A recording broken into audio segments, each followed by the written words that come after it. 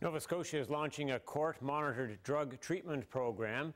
People involved in addiction services say it's a positive step, as long as the province is not trying to do it on the cheap. Stephen Puttycombe explains.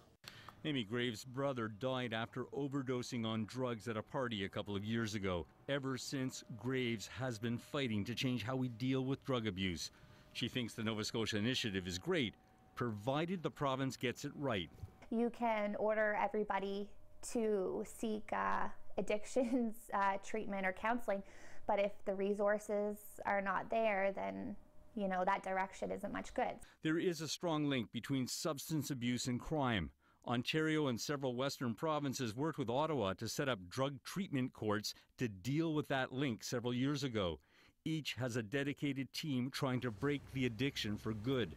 Judge Elizabeth Johnson also sits on Edmonton's drug treatment court, one of the first in the country.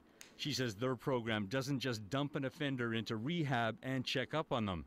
So the program looks at the whole person, not just the addiction piece, although the addiction piece is the most important aspect, at least initially. And it works. It doesn't matter if the abuser is forced or volunteers to go into the program.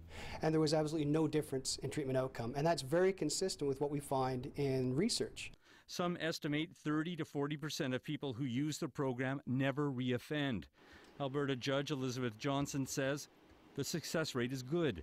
She points to one client who's been clean for a number of years and works in a respected management firm in Edmonton. That when he came into the program, he had 131 convictions on his criminal record.